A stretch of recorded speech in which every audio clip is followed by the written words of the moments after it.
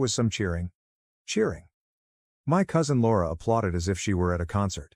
Uncle Mitch raised his wine glass in toast. Even my mother laughed and remarked, "Well, someone had to say it." I sat there paralyzed, staring at the plate. The stuffing had cooled, but my blood was boiling.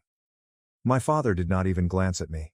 He just sipped his beer and murmured, "It's probably for the best." "Wow," I murmured, carefully pushing back my chair. "You guys actually rehearsed this?" Natalie smiled wider. "You've been toxic for years. We're just finally done pretending." "You're not family," my mother explained, going for the cranberry sauce as if we were talking about the weather. "It's unanimous." I looked around. Nobody spoke up. Not a single person. "Good," I replied gently. Then I reached into my backpack. "I figured this might happen," I said, taking out a thick folder and carefully setting it in the center of the table. The sound it made, a thunk, cut through the laughs. Natalie blinked. "What is that?" I grinned and leaned back in my chair, folding my arms. "Why don't you find out?" She grabbed it and ripped it open, her mouth twisted into that sarcastic little sneer she always wore when she believed she was winning. Then she turned the first page and stopped smiling. Her face became pallid. Her eyes scanned the following page, and the next. Then she shouted. I meant to yell. Like a blood-curdling, horror movie scream. Her chair smashed behind her, and she jumped upright, slamming the folder close as if it had burned her hands. "You monster," she exclaimed. "You messed up, twisted weirdo." Gasps resonated across the table. Joel, her husband, grabbed the folder and opened it. Then, his mouth fell. He stared at me. "Is this?" I nodded once. "It's all real," I said. Every word. Every receipt. Every screenshot. The table became dead silence. You could hear a fork clink in the kitchen. My mother's mouth opened and closed repeatedly, like a fish struggling for oxygen. "You were so sure I wouldn't fight back," I murmured, carefully getting up. "So sure I'd stay the quiet one, the doormat, the cash cow. But guess what?" I leaned over and stared Natalie dead in the eyes. "Your little show? It's over. You want to know what was within the folder? I will get there. But first, let me explain how we got here." Natalie did not wake up one day and realize I wasn't her family. That conclusion was made over many years. Brick by brick. Comment after comment. Betrayal upon betrayal. I was never their favorite, not even close. Natalie was the star. The golden girl. Good grades. Big smile. I knew how to work a room. She could lie directly to someone's face and have them appreciate her for it. I, on the other hand, remained quiet. Private. I didn't require attention, and they despised that. They saw my quiet as weakness. I moved out at the age of 19. I paid for college myself. Worked 2 jobs. Never sought for assistance. Meanwhile, Natalie failed 2 majors. She traveled to Europe to find herself. Then she returned home and married Joel, the human equivalent of a LinkedIn profile in a blazer. What about the wedding? I paid for half. My parents couldn't afford it, but they managed to book a 2-week trip shortly after. I did not complain. I never did. Even when they joked that I was the family accountant, I continued to assist. Paying for Dad's dental surgery. I sent money when Mom claimed the heat bill was past due. Even financing a portion of my cousin Laura's tuition when she was waitlisted for a scholarship. They constantly said, "Thank you? Sure?" But with that tone. The person who said, "Well, of course you'd help. You don't have a family of your own." And perhaps it is what caused it. See, I am single. No children. No spouse. There's no drama. It's just myself, my work, and my dog. And in their minds, that meant I had nothing better to do than subsidize their disasters. Natalie treated me like I was her personal failsafe. When did Joel lose his job? She called me first. Just a small loan. When did her automobile break down? You make 6 figures? What's 2 grand? When her child required therapy but her insurance didn't pay it. Yeah, guess who she called? I was always willing to help. Always. Because I persuaded myself, it was family, but helping became an obligation. Then comes expectancy. Then comes demand. It started little. Dinnertime jokes have a double meaning. "Oh, you brought wine. Must be nice to afford good wine. Of course you're early. You have no kids to worry about. I wish I could work late every night and avoid my husband too." Then things grew uglier. "You're so cold. Maybe that's why you're still alone. You don't understand real stress. You don't have a real life. You're just bitter that no one needs you. Except, they needed me. Constantly. Financially. Quietly. Behind closed doors. Then came the text. Natalie. Hey, can you co-sign for a small business loan? Joel and I want to start a wellness cafe. Me. No. Natalie. Wow. Really? Then came the quiet. That happened 3 months ago. Since then, I've received the cold shoulder. Mom stopped phoning. Dad sent one-word responses. Nobody invited me to the last family meal. Natalie blocked me on social media after I shared a story about shutting out harmful people. But I didn't sulk. Instead, I began retrieving receipts. Literal receipts. See, I keep records. Bank transfers. Emails. Screenshots. Dates. I am not stupid, and in the last 5 years alone, I've sent almost $78,000 to various family members. $78,000? $8,000 for Joel's rehabilitation. Natalie's emergency dental work cost $2,300 and turned out to be elective veneers. $1,500 for my father's back surgery. $12,000 for my mother's credit card debt.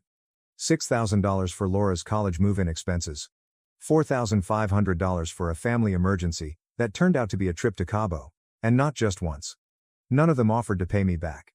They just took. And when I stopped providing, they assumed I was the problem. So, I created the folder.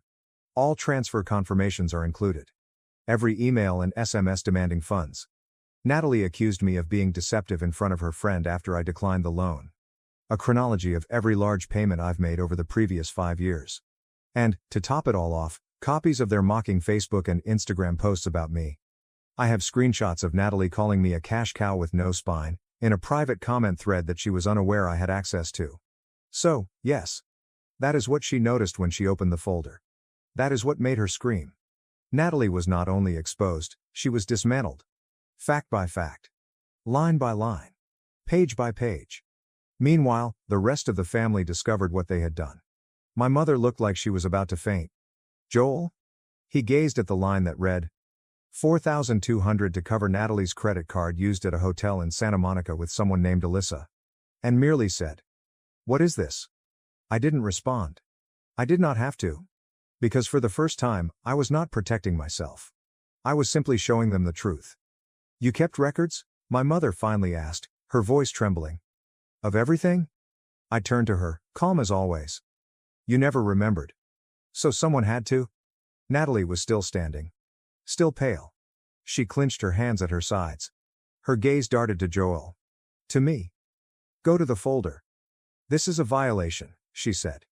You had no right to. No, right? I replied, carefully rising up. You just stood in front of this whole family and declared me not family. You all clapped. And now you're upset that I came prepared. Joel turned another page in the folder. What's this about Santa Monica? He questioned, his voice tense. Natalie's head snapped toward him. Don't start. Who's Alyssa? He inquired. Why were you at a hotel for 3 nights on my credit card? Her silence was louder than any response. Wait, my mom interrupted, bringing her palms up. Can we all just calm down and be reasonable? Sure, I replied. Let's be reasonable. Let's talk about the time you called me a parasite, while cashing the check I sent you. She blinked. That's not fair. We were under stress. No, I snapped. You were stressed, and I always bailed you out. And when I say no, I suddenly become the enemy. My father, who had been silent until now spoke up. You're making this into something bigger than it is. I turned to face him, and my voice lowered. You've let them do this to me for years. You knew. You saw it. You've heard it. And you let it happen because it was easier than confronting them. He did not refute it. Natalie slapped her hand into the table. You're just bitter because no one needs you anymore. Wrong, I replied bitterly. I am not bitter. I'm finished. She gave a sour laugh. You're pathetic. Do you know how dramatic this all looks? Bringing a folder? Printing screenshots? You think this makes you the victim? You're just proving you're a control freak. And you're just proving, I said, that you only cared about me when I was paying your bills. You don't get to play the martyr, she yelled. You chose to help.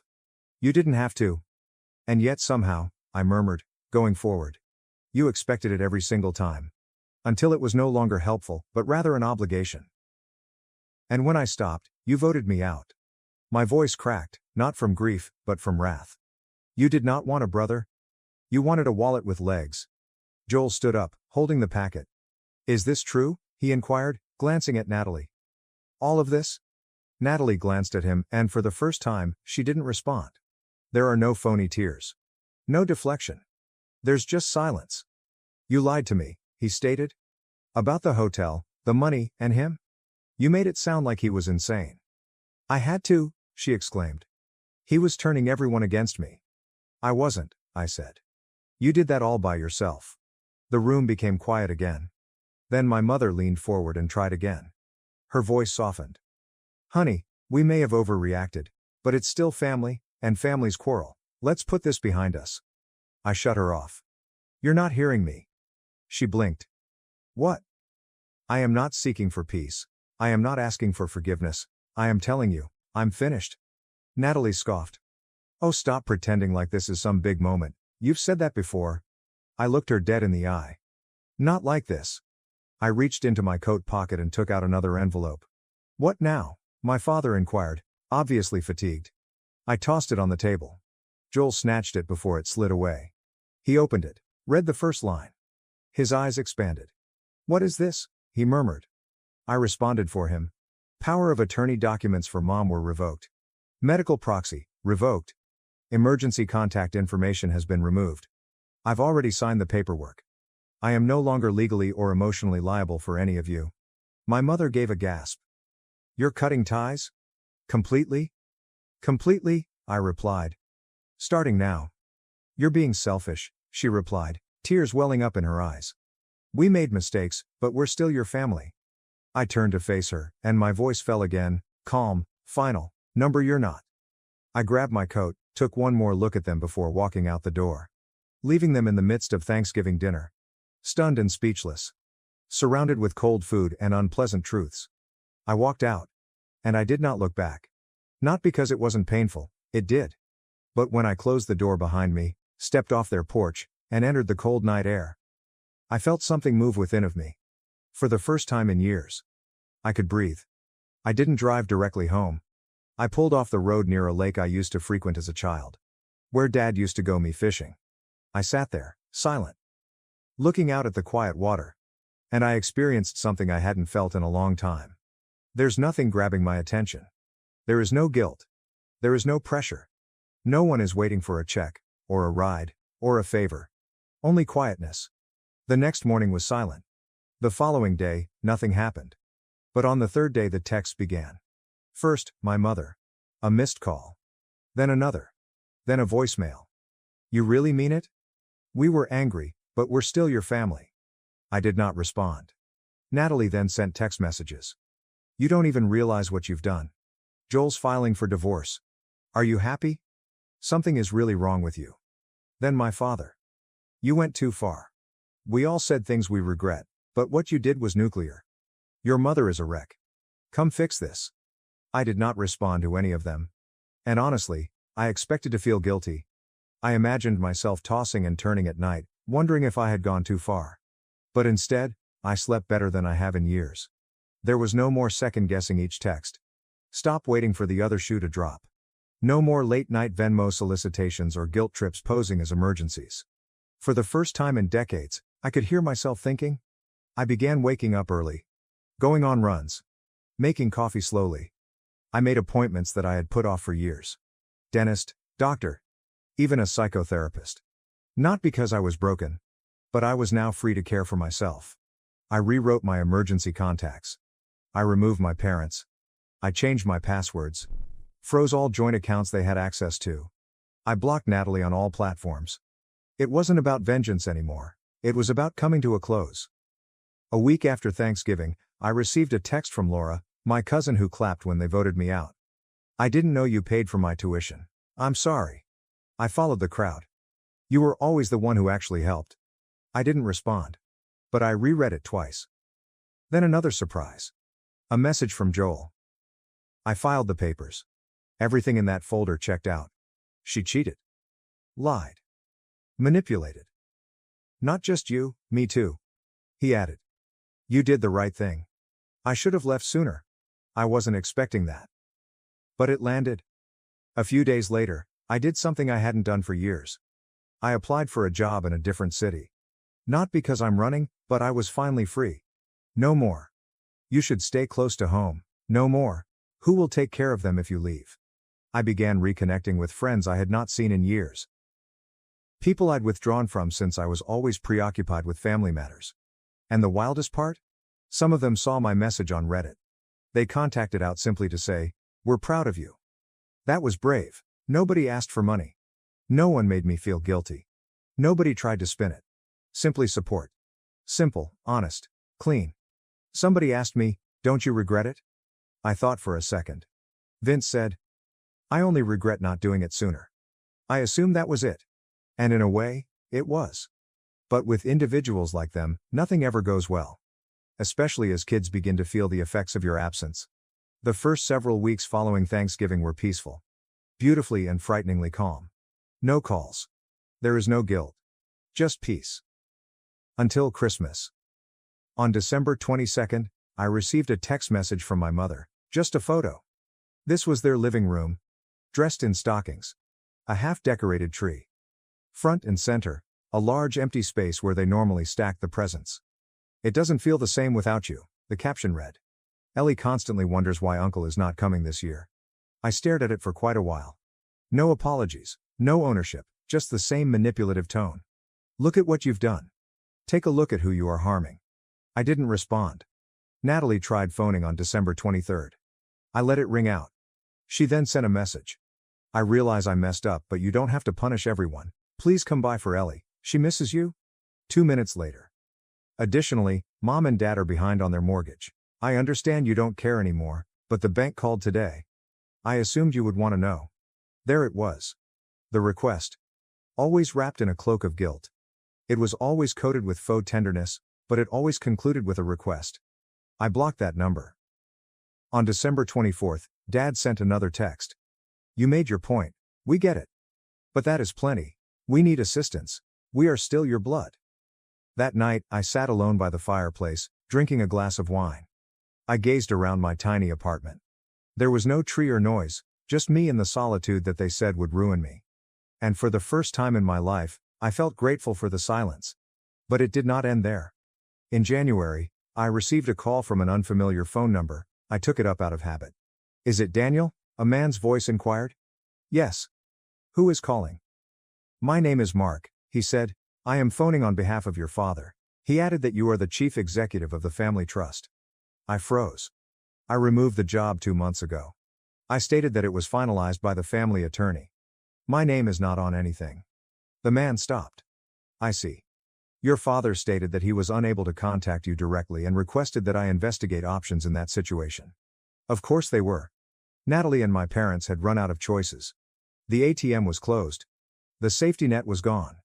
They were now striving to be inventive. I hung up without saying another thing, but the last straw came in February. I received an envelope in the mail. Handwritten. There was no return address, but I immediately recognized my mother's handwriting. Inside was a 3-page letter. The first page was all about regrets. "We said things in fury. You have always been the strong one. We never understood how much we relied on you." The second page addressed guilt. "Your father's health is not good. Natalie is utterly alone now. We're concerned about Ellie. She's struggling." The third page was the hook. "We are selling the house, but we are underwater on our mortgage. We only need a little aid to get through this. Then we won't ask again.